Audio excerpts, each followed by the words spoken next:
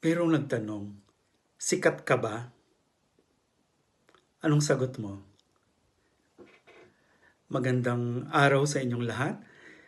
Eto na naman ako. Meron akong ibabahagi sa inyo kasi meron akong isang matalik na kaibigan na inspirational coach but also accompanying coach, no? Na lagi siya nagpo-post ng napakagandang ah, mga subject matter, no? Talagang nakaka-inspire. Kilala ko to magmula pa noong mga kabataan namin. Hanggang ngayon, talagang nagko-communicate pa kami kahit na napakalayo namin sa isa't isa. Pero he has been a very inspiring person to me personally. Gusto kong ibahagi sa inyo yung sinulat niya kasi napakaganda nito eh.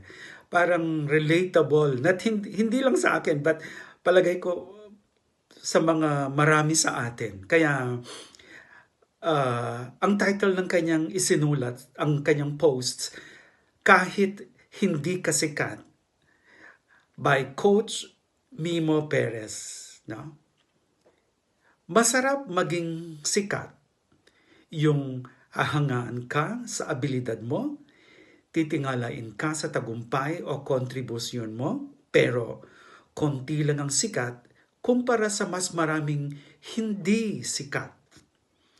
Hindi lahat may espesyal na talino, kakayahan at pagkakataon. Yun yata ang dahilan bakit karamihan nag-uunahan sa iba't ibang larangan. Nagsasakripisyo para may maabot at mapatunayan. Nagpapaligsahan para sa karangalang inaasam. Kahit nga sa social media, nagiging sukatan ng halaga o kaligayahan ng mga tao ang bilang ng nagla-like, nagsishare o nagko-comment sa posts.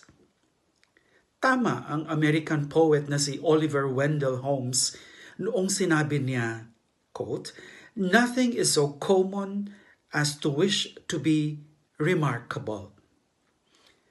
Kapag nakatikim ka ng pagkatalo, lalo na kung hahayaan mong turuan ka ng mga pagkakamali mo o kabiguan, doon mo makikitang hindi pala kompetisyon ang buhay. Eto pa, hindi pagiging sikat ang pinakamahalagang bagay. Dahil kung handa kang magpaakay sa buhay, ang kabiguan hindi kamalasan kung hindi puhunan sa pagkatuto, puhunan sa paglago. At ang paglago ng pagkatao mas importante sa paglago ng kabuhayan.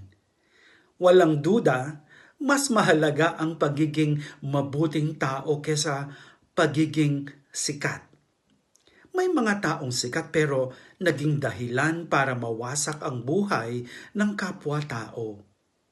Hindi naman masama kung sumikat ka, lalo na kung naging tanyag ka bilang resulta ng iyong sipag, husay, kabutihan o mabuting kapalaran.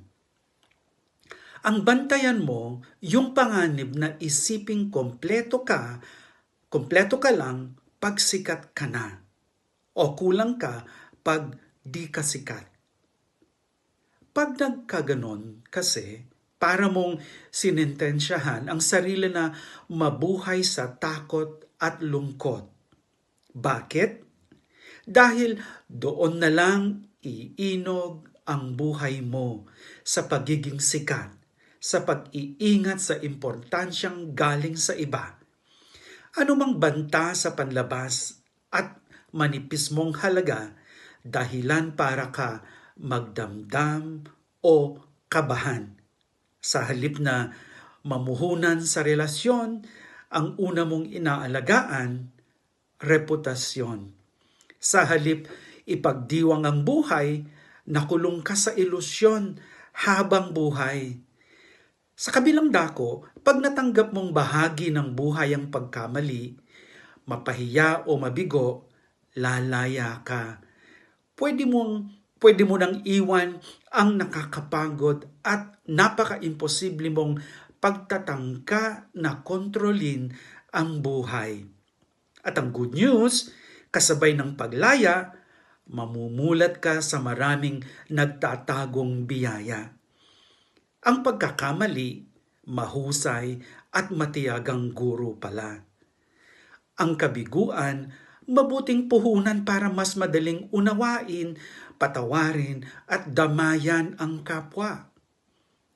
Ang kahihiyan, may kapangyarihang basagin ang marami mong pagpapanggap. Susi rin para makauwi ka sa tunay na ikaw. Larawan ng lumikha, sagradong nilalang, minamahal sa mulat mula. Magdiwang ka pag hawak mo ang katotohanan yan dahil ibig sabihin, natagpuan mo na ang pinakamahalagang yaman ng buhay mo kahit hindi ka sikat. Ang ganda, ano? Nagustuhan nyo? Ikaw, anong palagay mo? Kung nagustuhan mo to, i-share mo sa iyong mga kaibigan para makatulong din katulad ng nangyari sa akin.